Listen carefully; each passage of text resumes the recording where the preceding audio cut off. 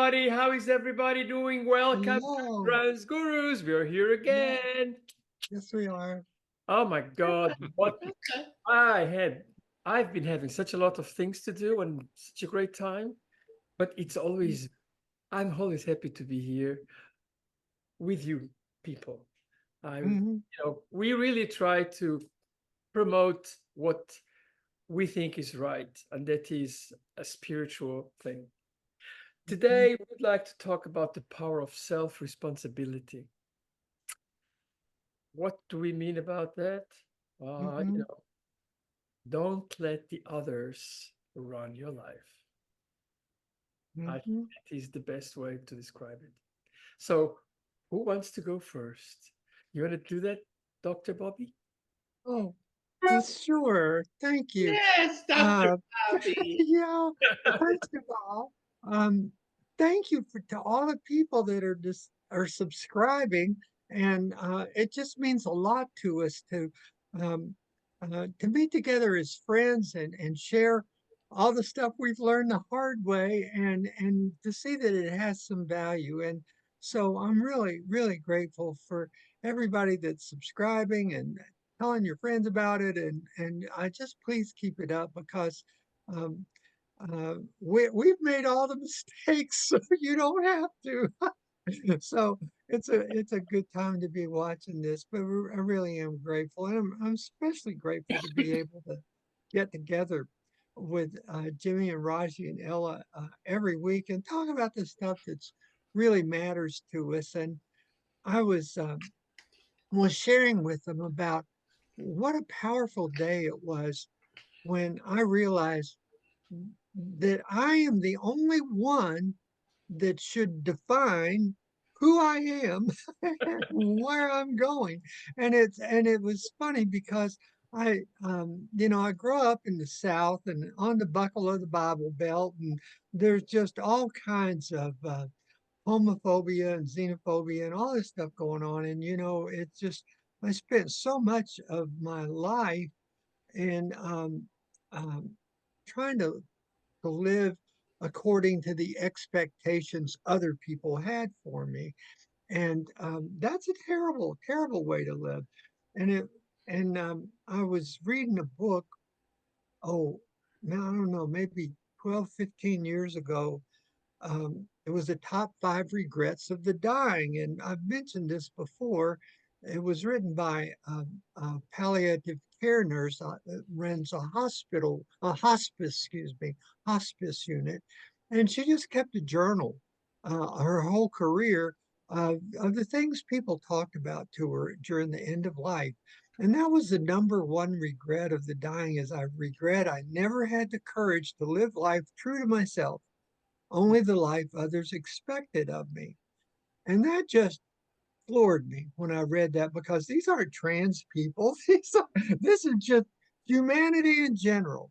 Uh, and it just broke my heart that there's so many people that, despite what they carve on their tombstone, that really is their epitaph. It's like I wish I'd had the courage to live life true to myself. And so I just remember going through all of that kind of illumination and like what am I? Why am I giving my power away to other people to determine who I am and what I'm going to do with my life? Why would I do that?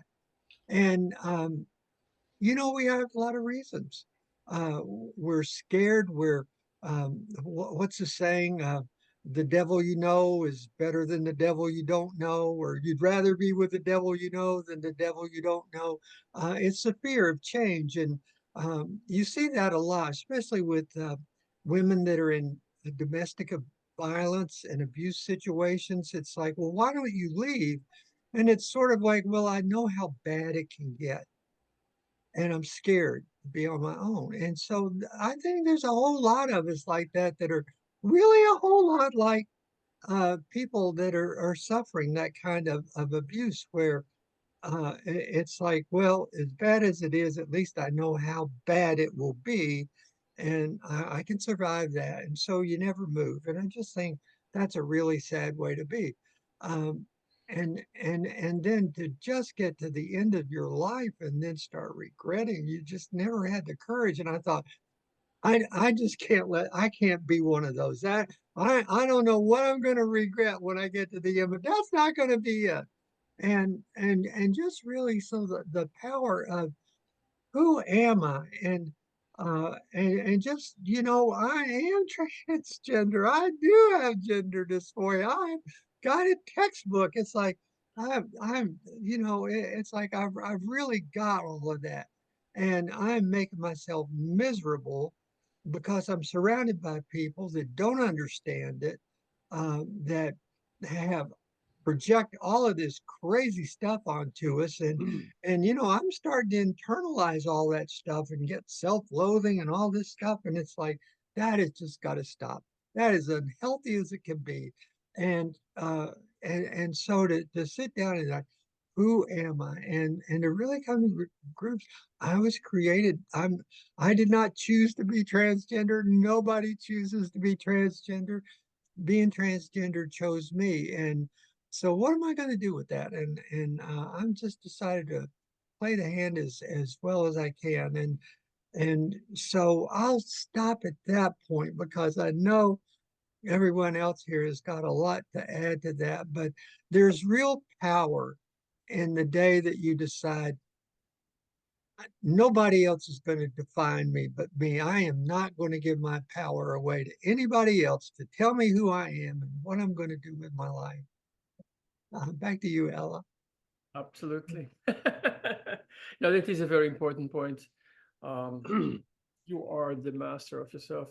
Jeannie, would you like to go next? Sure. And like Dr. Bobby was saying, it's when we were getting warmed up, Ella, who's our administrator, gave us an update how our page is growing, and I think I um, I know that when I was blossoming as a butterfly, I still am hungry for guidance and information in regard to our community, and it's nice to be able to share our experiences with others, because I know that there's an appetite for information out there in our community.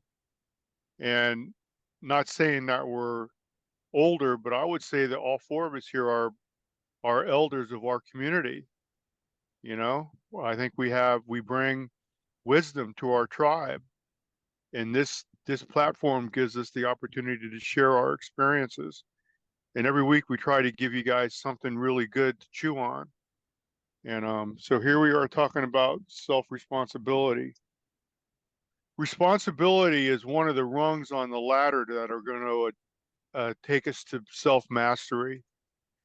And in a world where there's plenty of finger pointing, and nothing's my fault, everything else is someone else's fault. And evidence of this, go down any road and you'll see just billboard after billboard with law offices.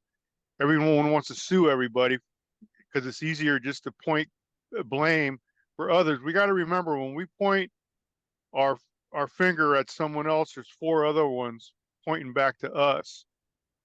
And I, in my life, okay, so being a business owner, uh, if something goes wrong on one of our jobs, it's ultimately my fault. I didn't give the instructions clear enough. I didn't train my folks good enough. The equipment wasn't repaired good enough. The mirror wasn't big enough. Whatever.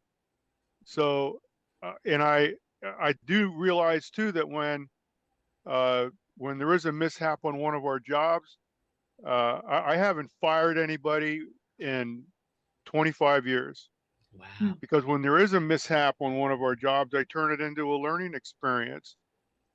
Because what I've figured out is if everyone if someone uh, does an error and then they get fired, and then the next person that hire them will be the recipient of that lesson learned with that error.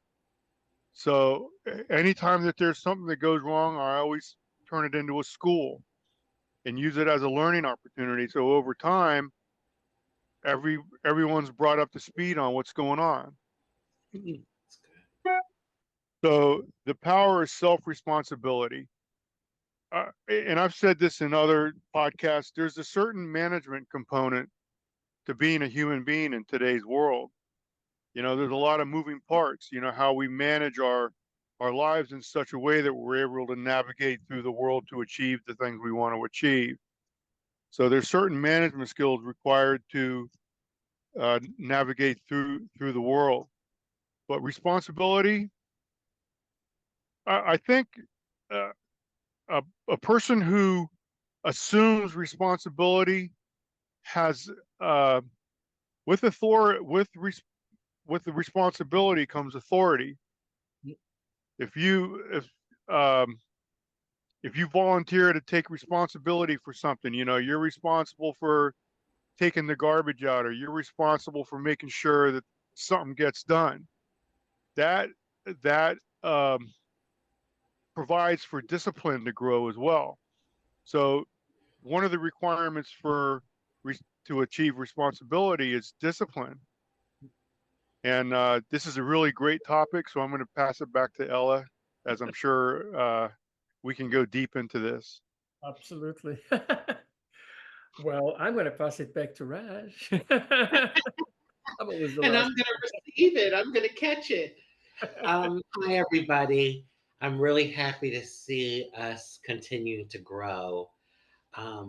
Every week we're growing, we're getting more followers and listeners and viewers. So I'm excited about that because we do this with a passion and with really good intentions to share, our experience and what we've learned.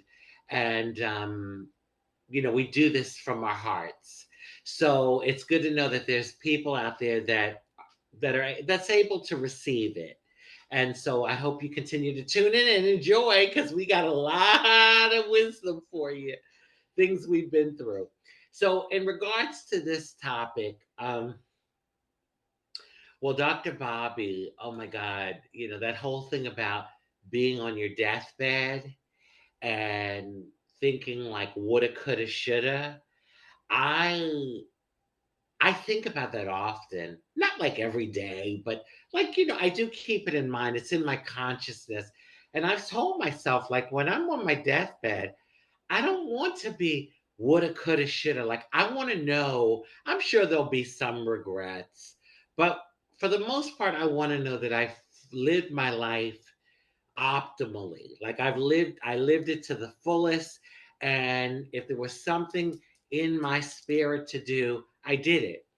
And so the whole thing about taking responsibility for oneself, as a kid, I remember I was one of those kids that was real friendly. I'd smile. I'd be out with my mom and I just smile at a stranger.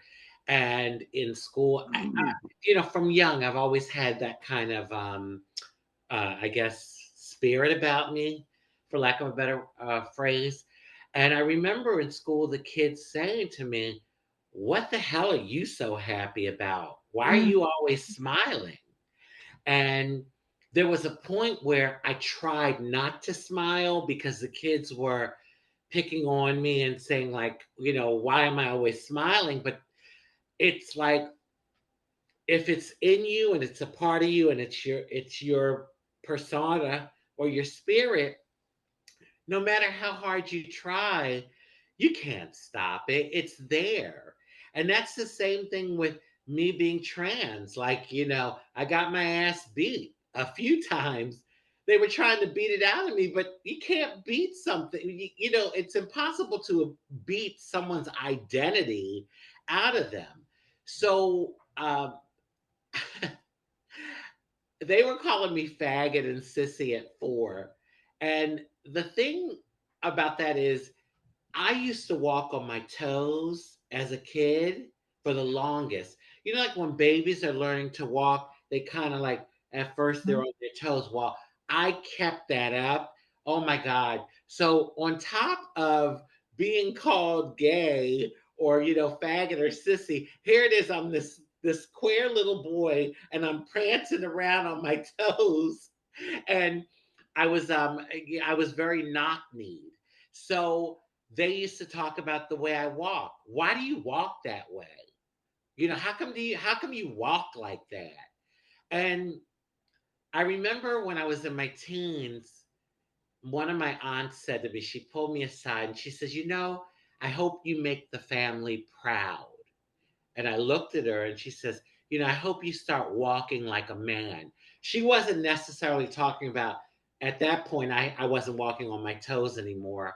Um, but she was talking about like living my life and being a real man, whatever that is. Mm, So, you know, again, the expectations of others and the labels they put on us. And at some point, when you really, if and when you really want to take control of your life, you have to get to that moment where you take full responsibility for who you are, your intentions about your life, the things that you want, your goals, and not be concerned about people's opinions. I mean, we all want people to like us, of course.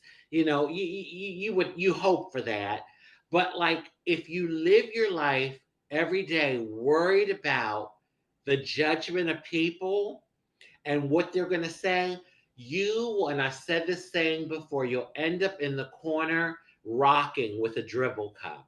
You'll make yourself crazy. And you won't be able to fully live your optimal life, your optimal self, because you'll see once you do that, once you take full responsibility and you declare what it is you want for your life, you will see the right people, the right imperfect people will come into your space, because we attract what we are.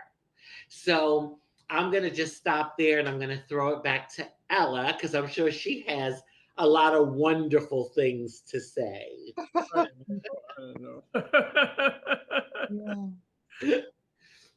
Well, first of all, I like to tell as well that I'm really pleased about what's going on here with the Trans Gurus, and our growth is, and the numbers of subscribers is really growing very nicely.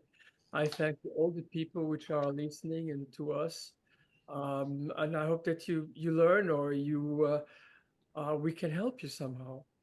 And I think that is one of the most important things. That's why we're here. Um, okay, in the meantime, I would like to tell something about this wonderful theme about, don't let other people run your life. And I'm going to start a little bit autobiography of my autobiography. I come from a matriarchy.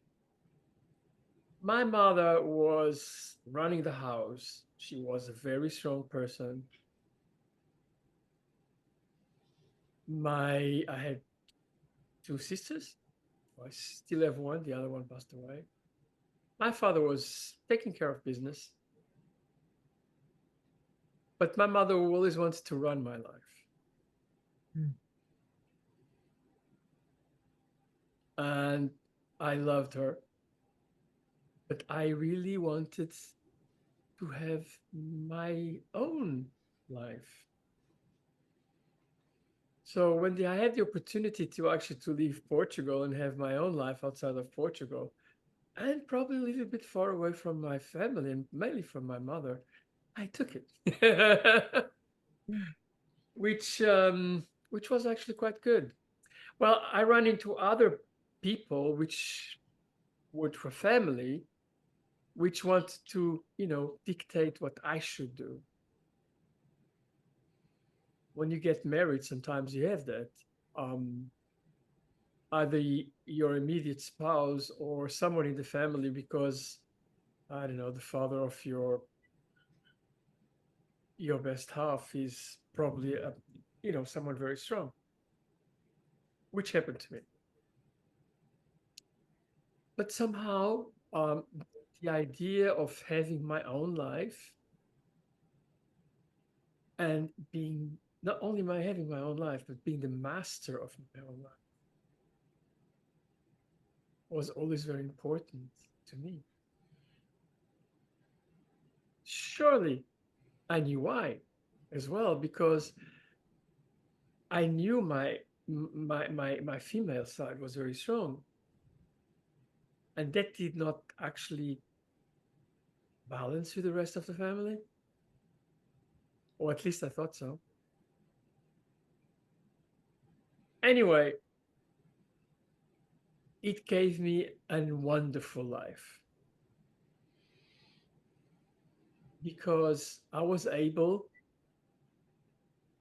to be master of my person.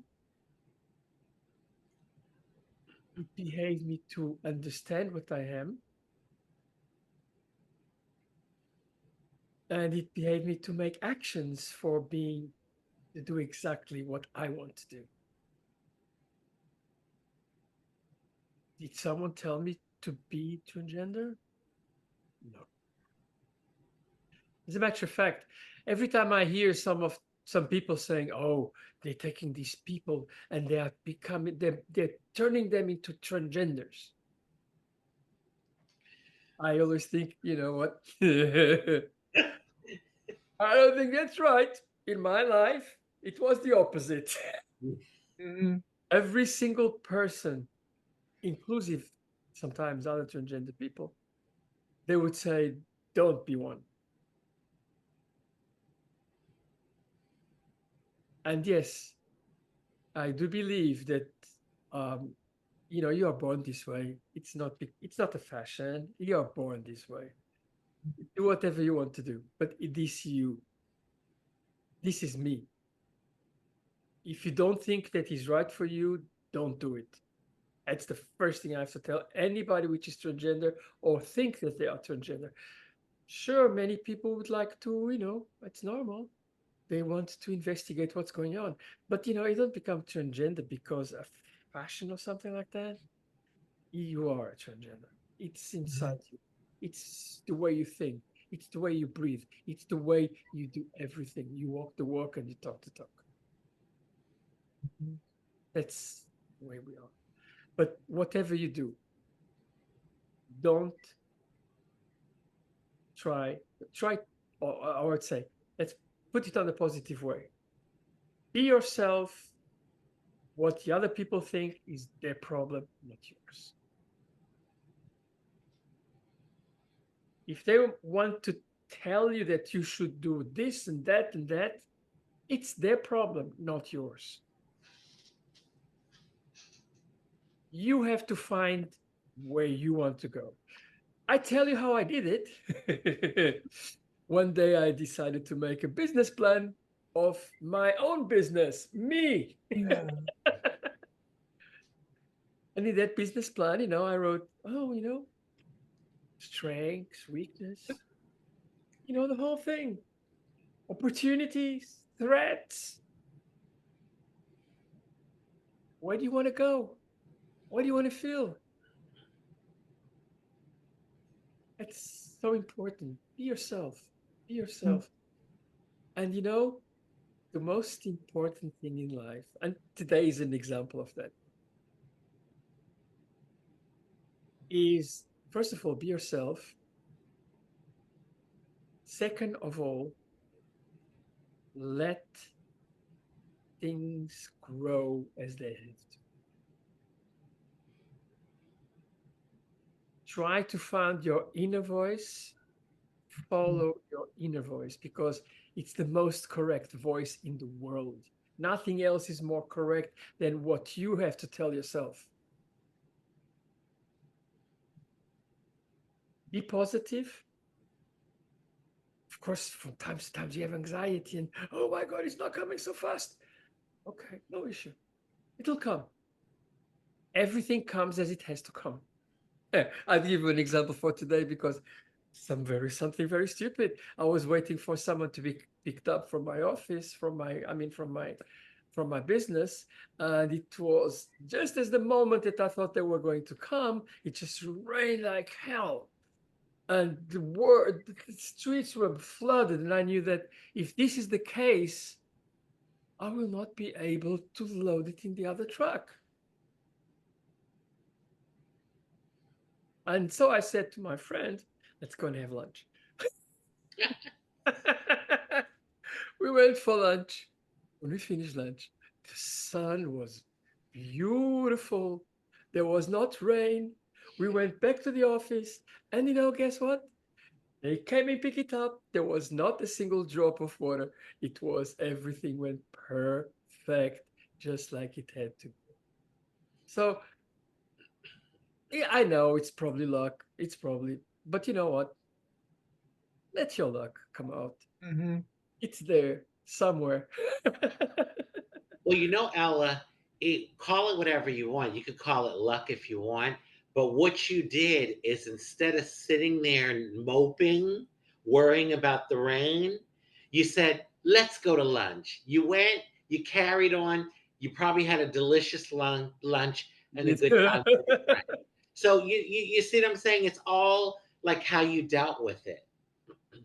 Mm-hmm. Yeah, but that is really, I mean, every day, I think we've been telling that for hundreds of times, and I think it's never enough to tell that every day there is a challenge. And that is the most important thing of today, because when you beat your challenge, you are happy.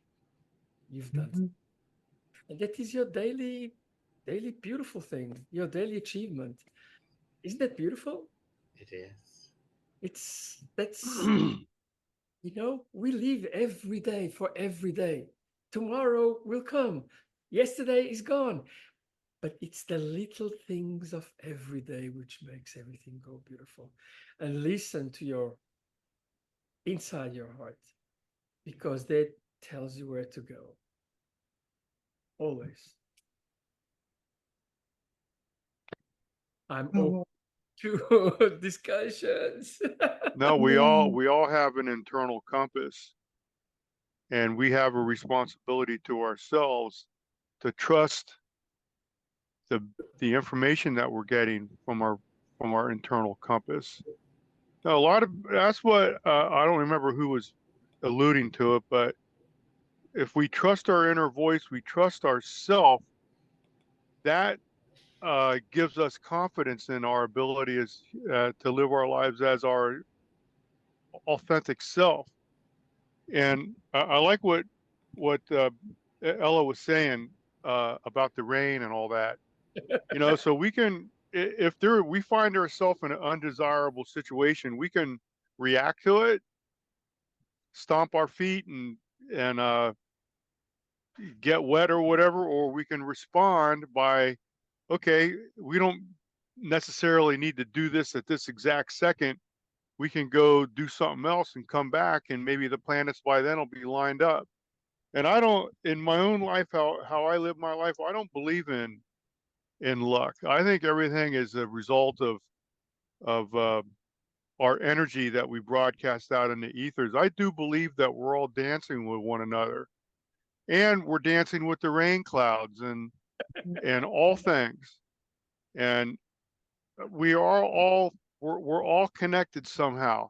Everything vibrates, Yep. including the rock, the mountain, the the rain clouds, this this car I'm sitting in, all the molecules that it's made out of are vibrating, and so we're all dancing with one another in a in a in a sense that I think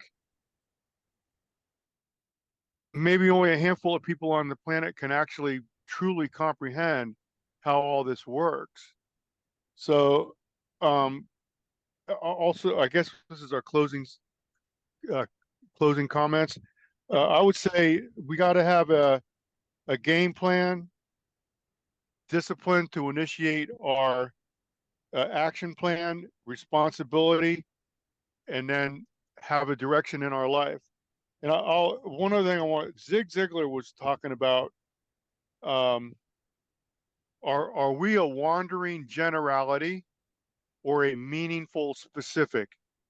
So I'm thinking about uh, there's usually a chicken coop, a whole bunch of chickens live together. Mm. So they kind of share responsibility in their existence, but an eagle soars by itself. So are we going to be a chicken or are we going to be an eagle?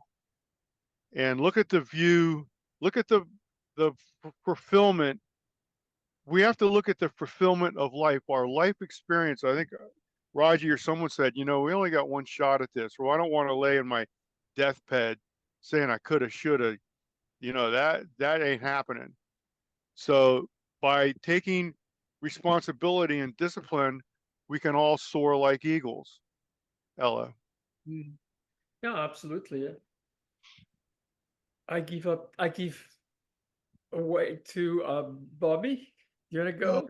Well, for some reason, I'm thinking about maybe a little bit of the heavier side of this discussion. And um, there are a whole lot of us that thought marriage was going to cure us. Uh, and we kind of go through, and especially gay men. There's a whole lot of gay men that thought marriage was going to cure them. Fortunately, before I got married, I had the good sense to tell my bride, it's like, listen, we can't do this unless there's something very important about me that you need to know. But this was like 1976, and neither one of us could understand what being transgender and having gender dysphoria, neither one of us could understand what that was going to mean over the long haul, because back in 1976, we were still, the only place you could read about us was in journals of abnormal psychology under the deviant sexual behavior heading, those kinds of things. We were pathologized to the max until 2012. That's when the American Psychological Association finally said, oh, yeah, it's just another part of the human condition. Whoops. Well, they've ruined a whole lot of lives. But what I was going to say is, I was somebody that, with my best intentions, not trying to hide anything from my future bride, but we got married, and we thought sex was going to cure us. We thought having children were going to cure us, and none of it worked. I mean, I'm really, really grateful. My kids are the biggest contribution I will ever make to the universe. My 4 kids, 10 grandkids. Um, That's but it's still, it's like when we got to the empty nest years, it was like, I just cannot do this anymore. And she knew what I was talking about. And it's like I've got to get in a medically supervised program of transition. Well, the reason I'm bringing that up is because if you are married and you are stuck, um, there's only two things that could happen really, is that either your spouse is going to be really supportive and they knew something was up, and they're glad you're talking about it, and they want to be part of the solution, and it just turns into this glorious, better soulmates than ever. But that wasn't what happened to me. It was really hurt because we have been through so much together for 35 years, and we had just done we just it's like we had been through a lot, come down on top.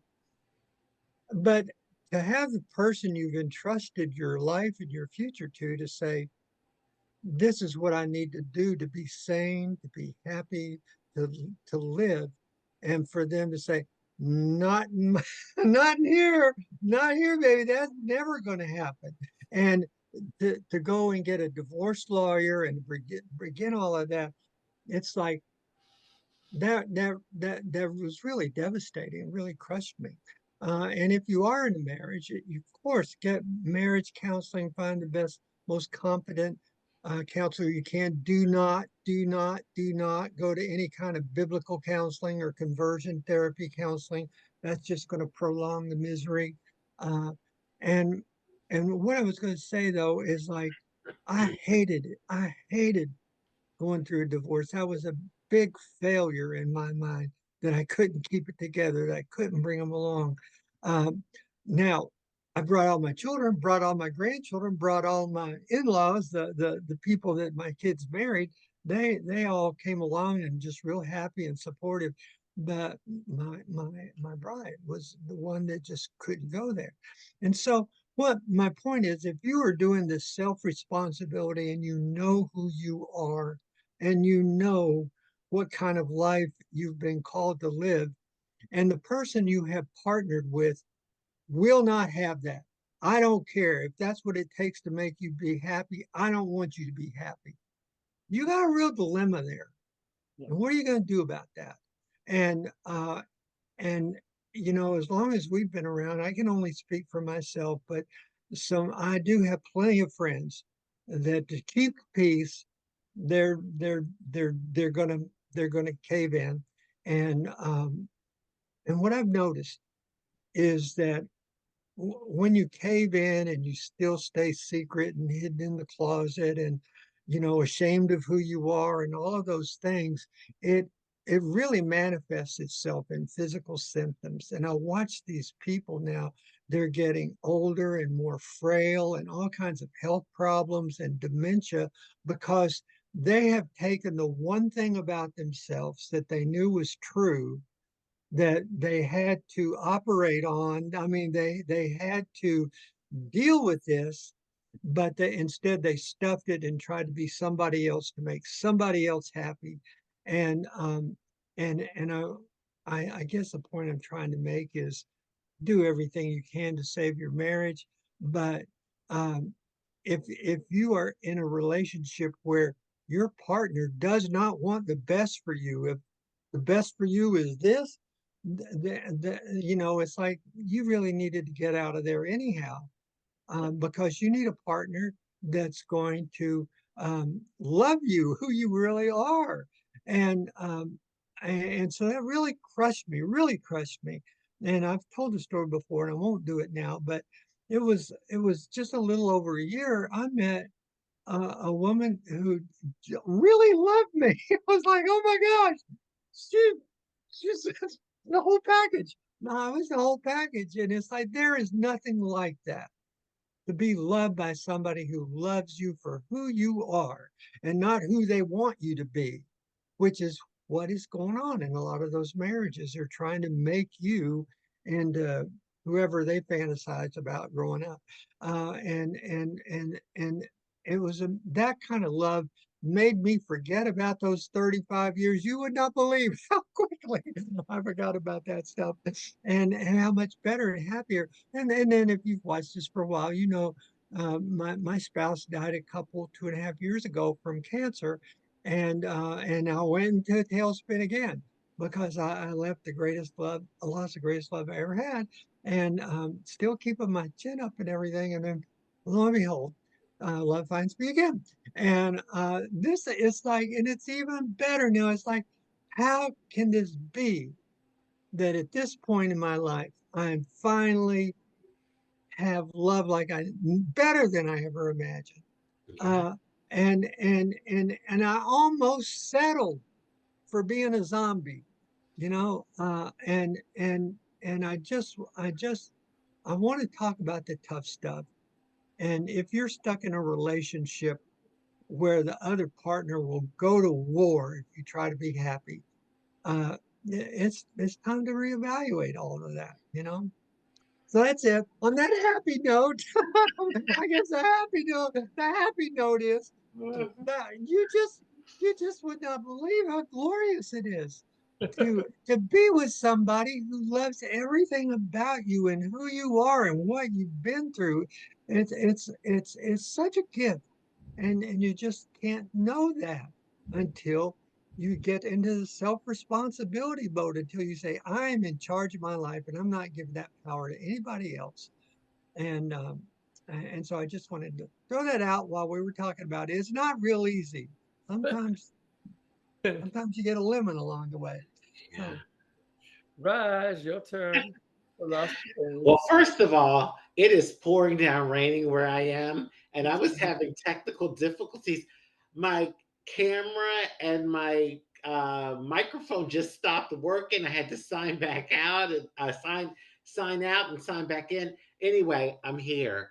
So I just want to say to everyone looking at this video, that The fact that you are alive in this moment, looking at this video, means Mhm. that you're a survivor.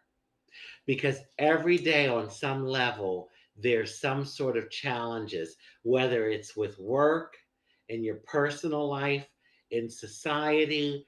And we, the trans gurus here, we've lived life and we are survivors. And even beyond that, thrivers. Mhm. Because, when you can live and despite all of the hardship that you went through, you're still able to thrive. That is such a blessing. So I want to share with you like this experience. Maybe some of you all will relate to it. You know how, and I think these were the moments. I had a few of them like this, but I think these were the moments where I said, "Oh hell, I gotta listen to myself. Like I have to take responsibility and do my thing and go with my guidance, my inner guidance." You ever ask someone an opinion or they give you their opinion and say, you should do this. And then you do it and it doesn't work out well. And they look at you and said, well, I just said it, but I didn't make you do it. You did it, that sort of thing. Those experiences, I had a few of them. After a while, I was like, damn it. You can take people's opinions. And my mom, she says this sometimes. She says, I listen to people's opinions about a particular topic. And then she says, it's like a recipe. I might take something that one person said, but not everything, but just one thing. And then something that another person suggests, I might take. You can do that if it resonates with you.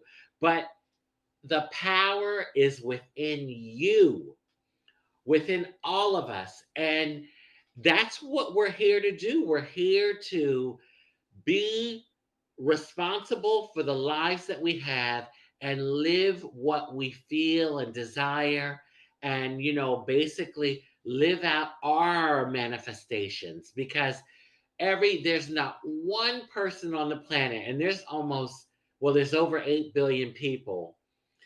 There's not one person on the planet that is the same. We all have different fingerprints, not one person. So, on that, I'll give it back to Ella. Oh, I got a text message from Jimmy. It's time to get the dogs. So The dog. that's why we lost Oh, Jimmy. she had So to go. that's all right. Yeah, but on a final note, and you were talking about marriage, and I have to say, it's not actually only about marriage, but about people. It's really incredible what is going on with the different generations today. Mhm. I'm a boomer, you know, those people. um, but even boomers and the other I think most of the generations, they've learned, and I mean in the Western world, they've learned to accept each other. Mhm. I think most people, and that is probably one of the big challenges that some, I would say, very um, conservative people are facing, Mhm. is that we live in a multicultural society. Even from in countries where they use not to be multicultural, they are multicultural these days. Mhm. It's very rare to be in a country that there is no multicultural. Of course, unless you go to Iran or something like that. But there's a hell of a lot of multicultural societies, and United States is probably number one. And you should not forget. Yeah, some people live in silos and in ghettos, meaning that some type. It's like in the old days, all the Jewish were in the same place, the Portuguese and the Italians were in another place, and but with the time, everybody mixes, Yeah. everybody, Yeah. and I have understood throughout my transitioning that even in very, very, very conservative societies these days, people open their eyes Mhm. and they are open to other people. Right. It's not a black and white situation. No, it's not. Like I know gay people which are South Arabians, not Hmm. existing either, but they exist. And you know what? They live and they have fun. Mhm. Mm. And that's what we all have to think about ourselves when we think about having the guts to change our lives into something else. You It's know, it's I'm like a mm, spirit thing. there. You made me think of something. You know, it's beyond just what goes on inside of you and me and our hearts. Our whole country is having an identity crisis right now. Sure, right now, And yeah. you mentioned being a boomers, and the boomers enjoyed kind of as far as life of white privilege and male patriarchy and those kinds of and superiority, that feeling of superiority. That group of people is a huge group of people. But you're right, there's a whole bunch of people that have been born since then that are very multicultural. They have friends across every spectrum, everything. They don't care if somebody's gay or trans or non-binary, they're friends. And you know, and when I talk to the high school kids, especially, it's like we can't wait till the last boomer is dead. You know, it's like, My what is wrong with you people? What is wrong with you?